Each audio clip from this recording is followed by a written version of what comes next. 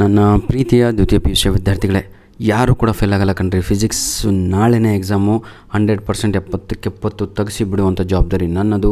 ಬರೀ ಪಾಸ್ ಆಗಬೇಕಾ? ಈ ವಿಡಿಯೋ ಕೂಡ ನೋಡಿ sir. Important questions for your annual exam 2 marks questions. ಬನ್ನಿ, 2 ಮಾರ್ಕ್ಸ್ ಕ್ವಶನ್ಸ್ಗಳಲ್ಲಿ ಯಾವ ಪಾಠವನ್ನು ಸೆಲೆಕ್ಟ್ ಮಾಡಿಕೊಂಡಿದ್ದೇವೆ ಅಂದರೆ ಕರೆಂಟ್ ಎಲೆಕ್ಟ್ರಿಸಿಟಿಯನ್ನು ಸೆಲೆಕ್ಟ್ ಮಾಡಿಕೊಂಡಿದ್ದೇವೆ. ಮೊದಲನೆಯ ಪ್ರಶ್ನೆ, how does the resistance of the conductor vary with its length and area of ಏನಿದು ಕ್ರಾಸ್ ಸೆಕ್ಷನ್ ಅಂತ ಇದೆ. ಸರಿಯಾದ ಉತ್ತರ right answer is the resistance R of a conductor of a material varies. First point, directly with its length. ಹೌದಲ್ವಾ? Second one, that is inversely with its area of a cross section A. Clear? What is ohmic device ಅಂತ ಇದೆ. Give one example. Which chapter my dear children? ನೋಡಿ, important questions ನೋಡಿ. Must be studied along with 3 model question papers. Get passing marks. ಇದರ ಅರ್ಥವೇನು ಅಂತ ಹೇಳಿದರೆ, ಆರಾಮಾಗಿ ತಗೊಳ್ಳೋ ಒಂದು 35 ಅಂಕಗಳನ್ನು ತೆಗಿತೀರಾ. ಹೇಗೆ ಅಂತ ಹೇಳಿದರೆ, ನಾನು ಹೇಳಿದ್ನಲ್ವಾ, ಮೊದಲು 3 ಮಾಡೆಲ್ ಕ್ವಶನ್ ಪೇಪರು ಇವತ್ತು ಅಪ್ಲೋಡ್ ಮಾಡಿದ್ದೀನಲ್ವಾ, ಫೇಸ್ ಟು ಫೇಸ್. ಅದರಲ್ಲಿ ಫುಲ್ ಕೀ ಆನ್ಸರ್ ಕೊಟ್ಟಿದ್ದೇನೆ. ಡೌನ್ಲೋಡ್ ಮಾಡಿಕೊಂಡು ರೆಡಿಯಾಗಿ. What is ohmic device? Give one example. Device which obey Ohm's law in which current varies linearly with voltage are called an ohmic device. That is the right answer. Example, voltmeter, ammeter, metallic conductors. Define current ಏನಿದು density with the SI unit of current density. The electrical current per unit area taken normal to the direction of the current is known as current electricity. SI unit of ampere per square meter is am to the power of -2 ಅಂತ. Question number 4, define mobility of electron. Mention the SI unit of mobility of free electrons. Clear? Mobility is defined as the magnitude of drift velocity per unit electric field. SI unit of mobility is ಅಂತ ಹಾಕಿ ಆ ರೀತಿಯಾಗಿ ಬರೀರಿ. Question number 5, define resistivity of the material of a conductor. Mention its SI unit ಅಂತ ಇದೆ. Resistance per unit length of the conductor having unit area of a cross section. Its SI unit is ಅಂತ ಹಾಕಿ ಈ ರೀತಿಯಾಗಿ ಬರೀರಿ. Question number 6, represents graphically the variation of resistivity and absolute temperature for copper and nichrome metals ಅಂತ ಇದೆ. ಅದನ್ನು ತಗೊಳ್ಳು ಈ ರೀತಿಯಾಗಿ ಬರೀಬೇಕು. ಸ್ವಲ್ಪ ಝೂಮ್ ಮಾಡಿಬಿಡ್ತೀನಿ, ಕಾಣ್ತಾ ಇದೆ ಅಂದ್ಕೊಂಡಿದ್ದೀನಿ ಈಗ ಎಲ್ಲರಿಗೂ ಕೂಡ. Clear my dear children? ಬನ್ನಿ, ಈಗ ನಾವು ಕ್ವಶನ್ ನಂಬರ್ 6 ಆಯಿತು, 7 ಕಡೆಗೆ ಹೋಗವ. Show the systematic graph. ಏನಿದು? Show the systematic graph variation of resistivity with absolute temperature for nichrome and silicon ಅಂತ ಇದೆ. ಸ್ವಲ್ಪ ನೋಡಿಕೊಂಡು ರೆಡಿ ಆಗಬೇಕು. ಈ ರೀತಿಯಾಗಿ ಚಿತ್ರ ಹಾಕಬೇಕು, ಆಯಿತಾ? ಈ ಒಂದು ಮೆಟೀರಿಯಲ್ನ ರೆಡಿ ಮಾಡಿರುವಂಥದ್ದು ನಮ್ಮ ತುಮಕೂರು ಡಿಸ್ಟಿಕ್ ಫಿಸಿಕ್ಸ್ ಫೋರಮ್ ಆಗಿರುತ್ತೆ. ಅವರಿಗೆ ಒಂದು ಸಲ್ಯೂಟು, ಒಂದು ಸಲಾಮ್, ಅವರಿಗೆ ಕ್ರೆಡಿಟ್, ಅವರಿಗೆ ಎಲ್ಲರಿಗೂ ಕೂಡ. ಯಾಕಂದರೆ ಮಕ್ಕಳು ಪಾಸಾಗಲಿಕ್ಕೆ ಇಷ್ಟೊಂದು ಅವ್ರು ಮಾಡಿದ್ದಾರೆ ಅಂದರೆ really great sir. Thank you so much my dear.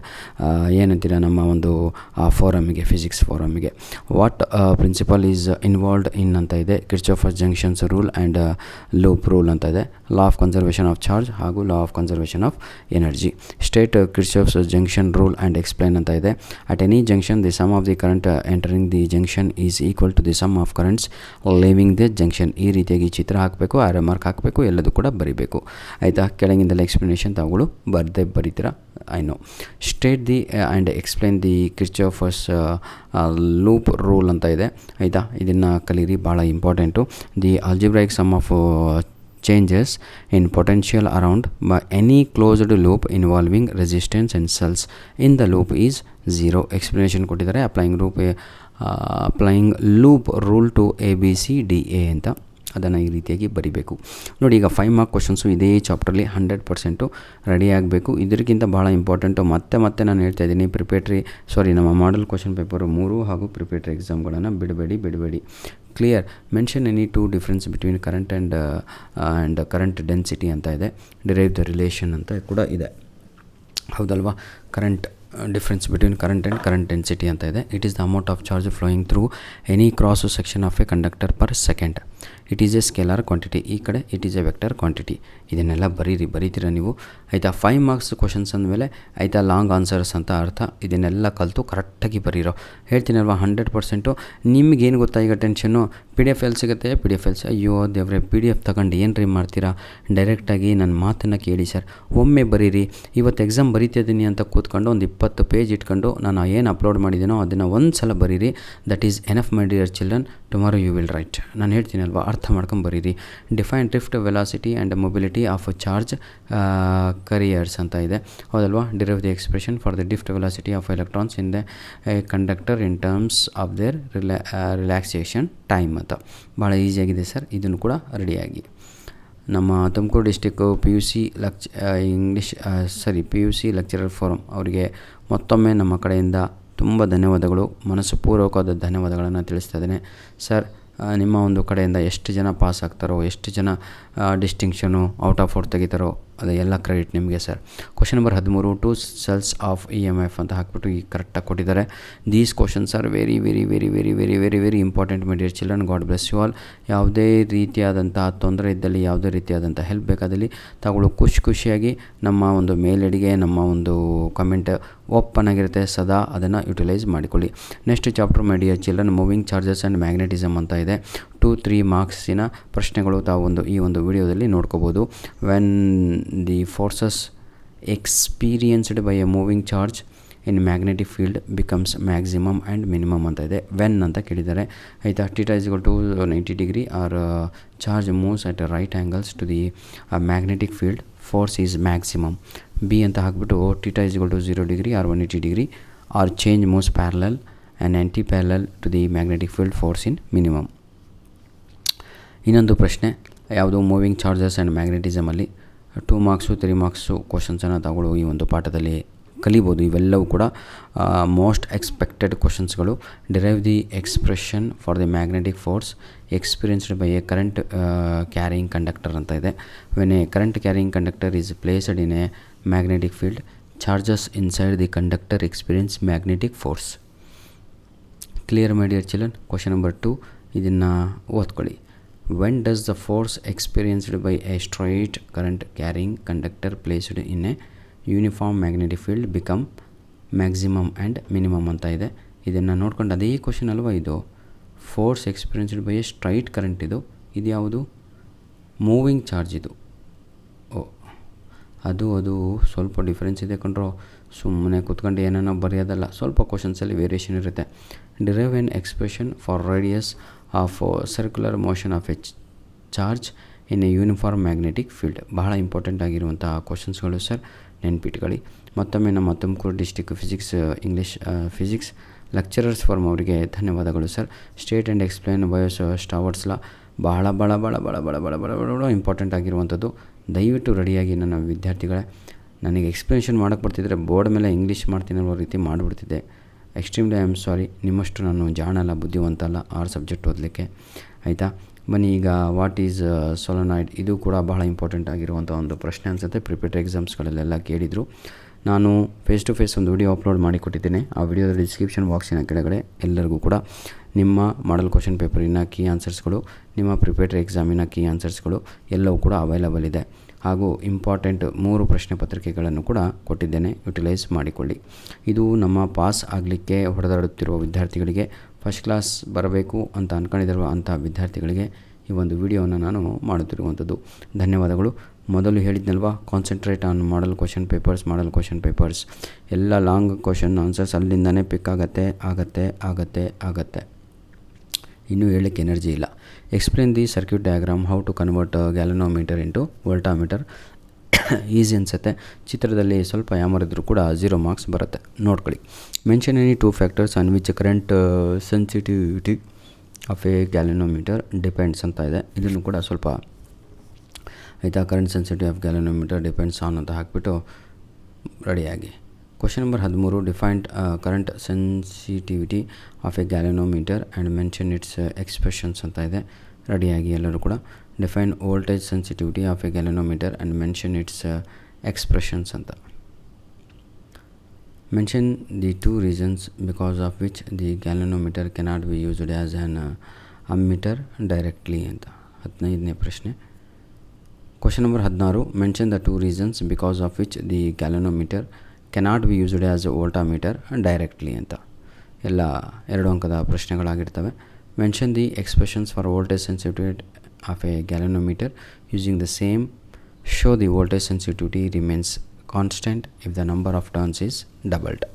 ಇದನ್ನು ಹಾಕ್ಲಿಕ್ಕೆ ಕಾರಣ ಇಷ್ಟೇ, ಲಾಸ್ಟ್ ವಿಡಿಯೋದಲ್ಲಿ ಬರೀ ಕ್ವಶನ್ಸ್ ಕೊಟ್ಟಿದೆ, ಮಕ್ಕಳಿಗೆ ಬರೀ ಕ್ವಶನ್ಸ್ ಸಿಕ್ಕರೆ ಮತ್ತು ಆನ್ಸರ್ ಹುಡ್ಕೊಂತ ಟೈಮ್ ಪಾಸ್ ಮಾಡ್ತಿರಲ್ಲ ಅಂದ್ಬಿಟ್ಟು ಅದನ್ನು ಸ್ಟಾಪ್ ಮಾಡಿದೆ.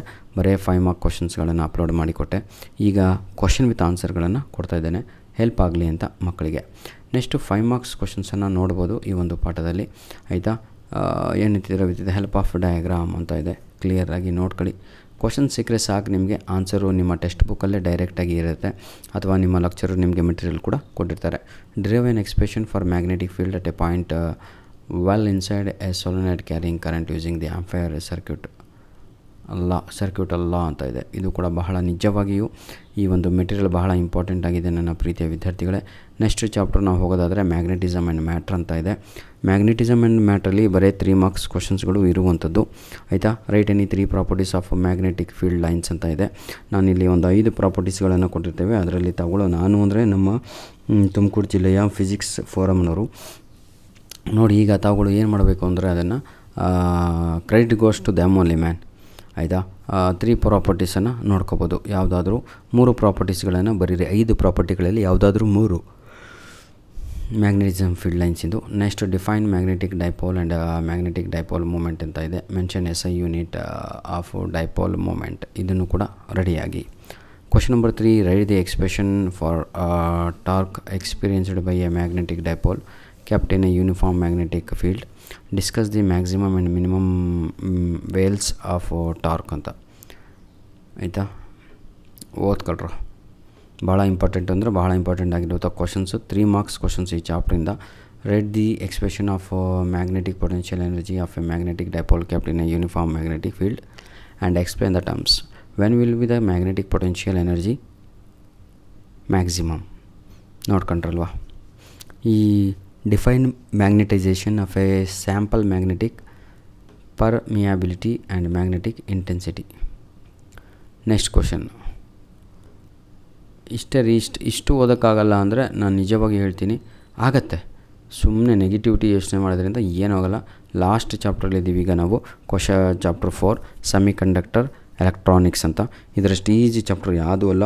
ನಾನು ಬಹಳ ವೀಕ್ ಮಕ್ಕಳಿಗೂ ಕೂಡ ಕೇಳಿದೆ, ಸರ್ ಇವೇ ಚಾಪ್ಟ್ರು ನಮಗೆ ಈಸಿ ಅನಿಸುತ್ತೆ ಸರ್, ಆದರೆ ಇದಕ್ಕೆ ವೇಟೇಜ್ ಕಡಿಮೆ ಇದೆ ಅಂತ ಭಾಳ ಜನ ಬಿಟ್ಟು ಹಾಕ್ತಾಯಿದ್ದಾರೆ. ಆದರೆ ಇದರಷ್ಟು ಈಸಿ ಪಾಠಗಳು ಯಾವುದೂ ಅಲ್ಲ ಸರ್ ಅಂತ. ಯಾವುದು? ಸೆಮಿ ಕಂಡಕ್ಟರ್ ಎಲೆಕ್ಟ್ರಾನಿಕ್ಸ್ ಅಂತ. ಇದು ಇರುವಂಥದ್ದು ಕೇವಲ 8 ಮಾರ್ಕ್ಸಿಗೆ. ಆದರೆ ಇದರಲ್ಲಿ 2 ಮಾರ್ಕ್ ಕ್ವಶನ್ ಹಾಗೂ 5 ಮಾರ್ಕ್ ಕ್ವಶನು ಕೇಳ್ತಾ ಇದ್ದಾನೆ. ನೀವು ಲಕ್ಕಿ ಫೆಲೋ ಅಂತ, ಯಾಕೆಂದರೆ ಒಂದು 2 ಮಾರ್ಕು, ಒಂದು 5 ಮಾರ್ಕು, ಒಂದು MCQಸ್ಗಳು ಈ ಒಂದು ಪಾಠದಿಂದ ಕೇಳ್ತಾನೆ. ಇದು 2 ಮಾರ್ಕ್ ಕ್ವಶನ್ಸು ಡಿಸ್ಪ್ಲೇ ಆಗ್ತಾ ಇರುವಂಥದ್ದು, ನೋಡ್ಕೋಬೋದು ಮಕ್ಕಳೇ, ಆಯಿತಾ. ಉದ್ದೇಶ ಇಷ್ಟೇ ಕಣ್ರಿ, ನಿಮಗೆ ಈಗ ಬರೀ ಕ್ವಶನ್ಸ್ ಕೊಟ್ಟರೆ ಆನ್ಸರ್ ಹುಡುಕಿ ಎಲ್ಲಿ ಸಿಗುತ್ತೆ ಎಲ್ಲಿದೆ ಅಂತ ಮತ್ತೆ ಫ್ರೆಂಡ್ಸ್ ಹತ್ರ ಹೋಗ್ತೀರಾ, ಟೈಮ್ ಪಾಸ್ ಮಾಡ್ತೀರಾ, ಹುಡುಕ್ತೀರಾ. ಅದರ ಬದಲಿಗೆ ಡೈರೆಕ್ಟಾಗಿ ಇಲ್ಲೇ ನೋಟ್ಸು ಓದಿದರೆ ಸಾಕು ಸರ್, 100% ವರ್ಕೌಟ್ ಆಗುತ್ತೆ.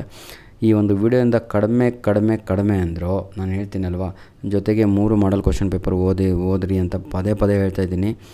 ಅದೇ ನಿಮ್ಮ ಪ್ಲಸ್ಸು, ಅದೇ ನಿಮ್ಮ ಚೆರಿ ಇದ್ದಂಗೆ, ಕೇಕಿನ ಮೇಲೆ ಅದೇ ಕ್ರೀಮ್ ಇದ್ದಂಗೆ ನೆನ್ಪಿಟ್ಕೊಳ್ಳಿ, ಆಯಿತಾ.